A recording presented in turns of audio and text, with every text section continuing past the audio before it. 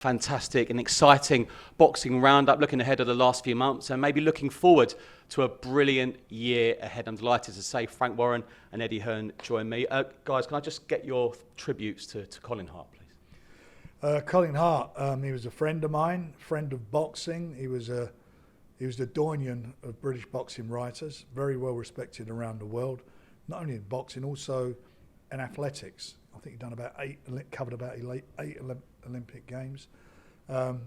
Nobody's fool, very opinionated, had his opinions, and stuck by them through thick and thin, very knowledgeable, old school writer, fabulous guy, and a great judge of boxing. And for me, it's a real sad day for boxing that he's gone. I had lunch with him about 4 or 5 weeks ago, and I was quite shocked that he lost so much weight. And a few days later, he called me and told me that he'd had developed stage 4 cancer, the pancreatic cancer, and basically couldn't eat or swallow anymore. And it was a matter of time. And I'm sort of, imagine how his wife Cindy and his daughters and grandchildren felt. I was quite devastated and really saddened to hear that. But I couldn't believe how brave he was. He said, I've had a fantastic life. I've got to celebrate all I've had. And again, what a fabulous family, wife, and his kids and his grandchildren. He was just so philosophical, he said, and I wouldn't change a single moment of it. Yeah, Frank knew him better than me, and for longer. But I think the best way I can describe it is when I started promoting, if I saw Colin Hart at the press conference, I knew it was a big deal. Do you know what I mean? And that doesn't mean that he just came to the big shows, but he was a man that had authority within the boxing scribes world. He was the man. Oh blimey, I think Colin Hart's here. Even though he would go to amateur shows, he would go to Bethnal Green, he would go to all these events, but for me, he was instantly recognisable as a key member of the media. And like Frank said, when he says nobody's fool, he wouldn't. He had people he had better relationships with than others, but he would always write and report from the heart, not to keep Frank happy or keep me happy. And sometimes he'd have a pop at AJ, and I think, oh blimey, Colin, and it would almost be like sorry, that's how I feel. That's my respected opinion, if you like. And a sad day for boxing because someone that's been in the community for so long and someone that contributed so much. Yeah, absolutely. One fight he would have been a massive part of is obviously Benn and Eubank Jr. That's coming up very, very soon. How much are you excited for that one? Can't wait. Look, Eubank's playing a blinder for the promotion of the fight. A little bit annoying.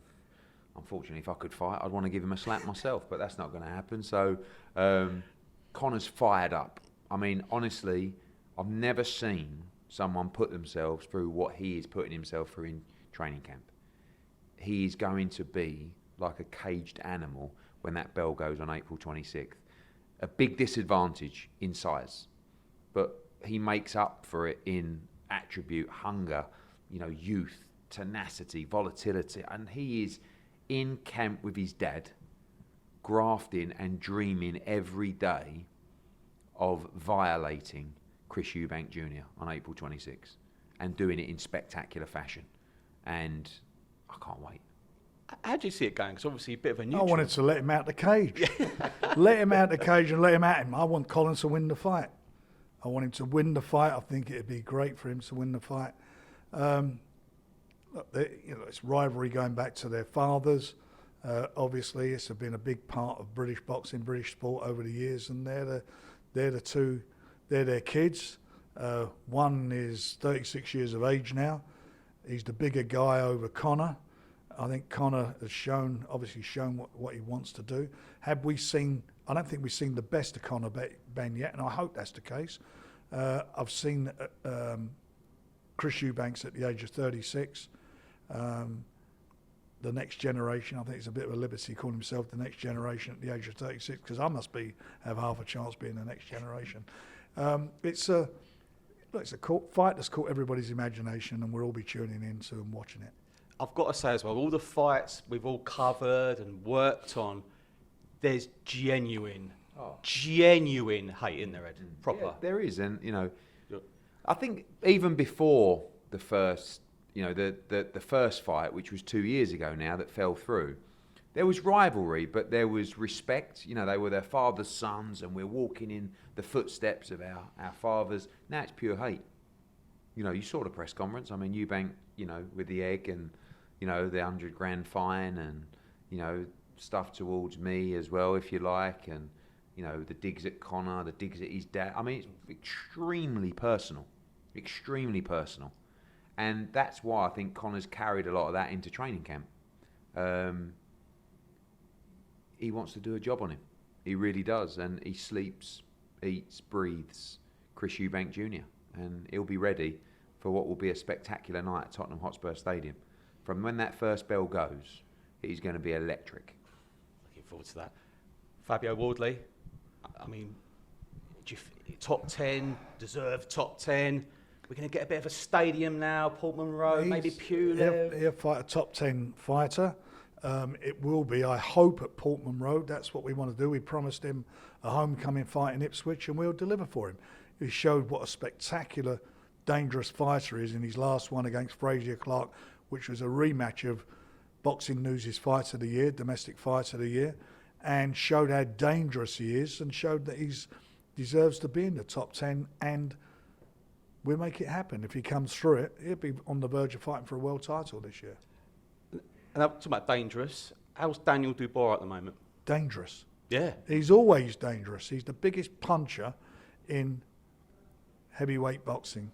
And it's a funny thing. We've just looked at a little video of Colin Hart where he said years and years ago he mentioned everybody who's around and said that he's the biggest puncher out there. He's a phenomenal puncher, there's no doubt about it. So the plan is still maybe a stadium against He'll Alexander fight in Usyk? the summer. He will fight in the summer Usyk, in a big fight. I would love that to happen.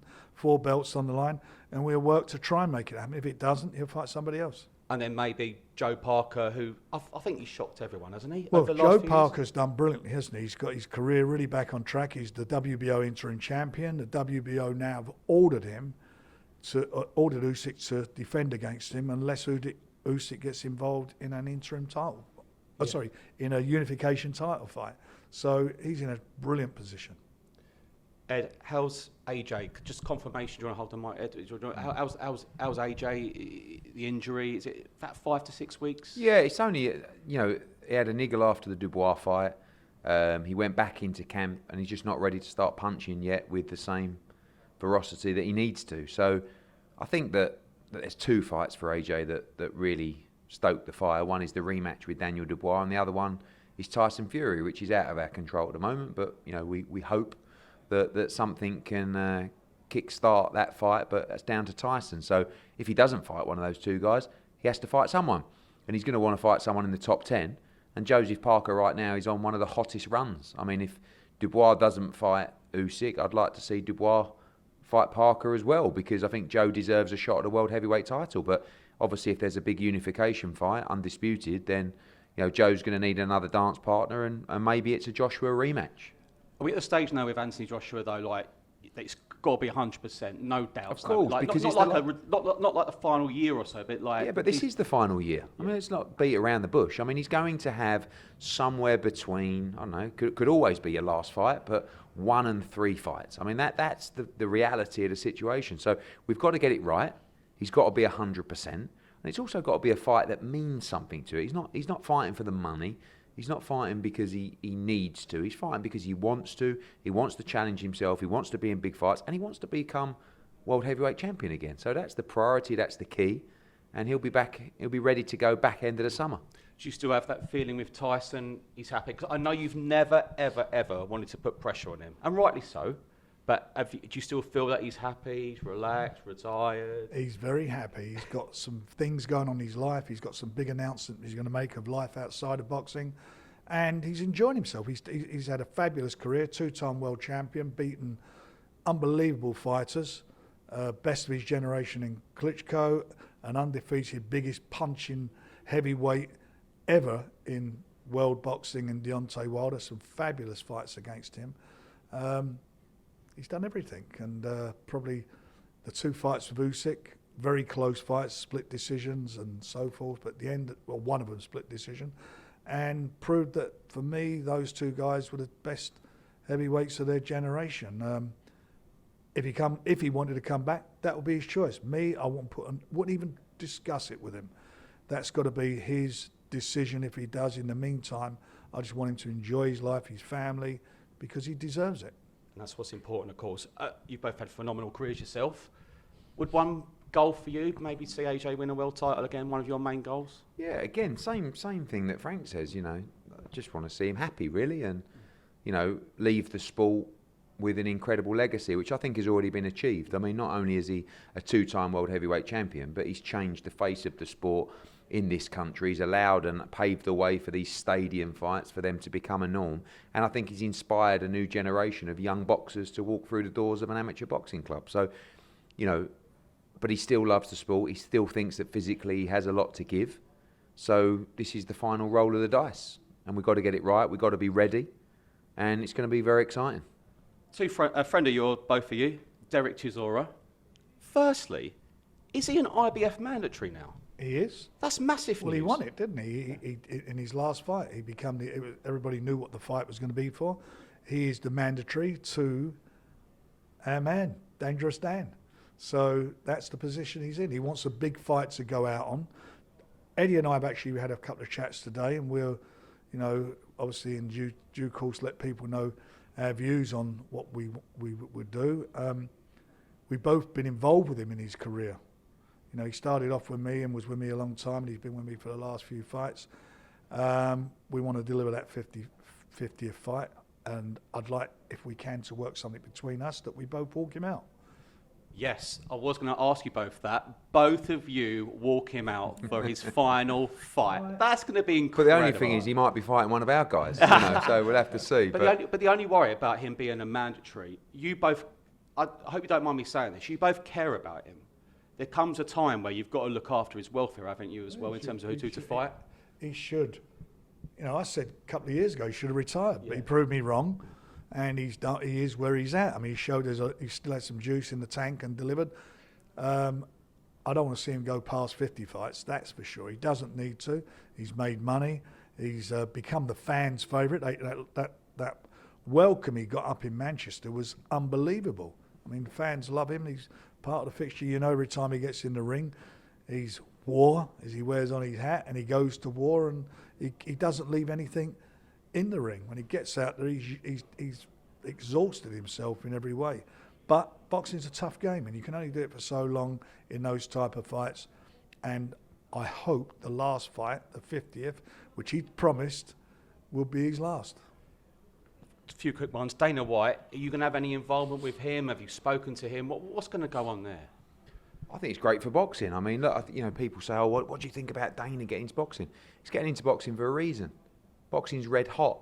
That's why. And, you know, they've got their plans with the league. We don't know too much about it. I know some fighters that have been invited to be in the league. I do think it's the, you know, prospects and those fringe guys that they can put in against each other and so forth. And I think any format's positive for the sport. So if it's on his own, good luck. And if it's with us, no problem. Just shows you where boxing's at. Red hot, with, you know, these major organisations wanting to be a part of it. And sort of confirmation, boxing to be part of the Olympics. Well, that's brilliant. I mean, that's brilliant. They changed the old guard, the new people in there, and they've been recognised, and that is fantastic for the sport. I know that former chairman of ours of Box Nation, Richard Brooks, him and his team have done a brilliant job together to make this happen. That's great for boxing. Boxing's one of the oldest sports in the Olympics, going back to 1,000 years, whatever it may be. It's always been there. It should always be there. It's an exciting sport. It means so much, not just at Olympic level.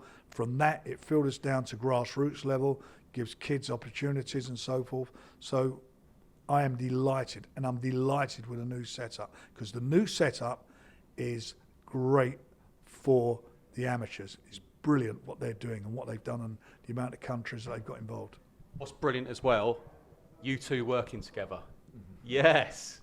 For years I've interviewed you both. It's always been separate.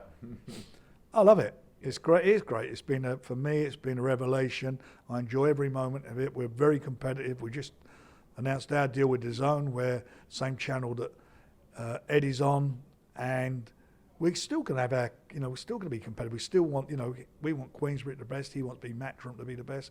But we'll work to make the fights, and it makes it easier to make the fights. And we're having a blast with this. You know his Premier League team Spurs though, don't you? You Borderline though. Only when they're doing well. Look, everybody's got a fault. You know that everybody's got a fault. You know, there's only one club in North London. I know you're a Spurs fan. Don't, Frank. Yeah. But you weren't. But see, all you new Spurs fans don't realise Tottenham used to be in Middlesex, so it weren't in London. But also, I will say that when Spurs aren't doing so well, and Orient are flying, it gives me the chance to say I'm really an Orient fan, and Orient are flying at the moment. But there's guaranteed excitement. Benn, Eubank at the Tottenham Hotspur Stadium. That's Frank, true. Eddie, thank you so much for joining me. There's a review, plenty to go at, ahead of a huge year of boxing.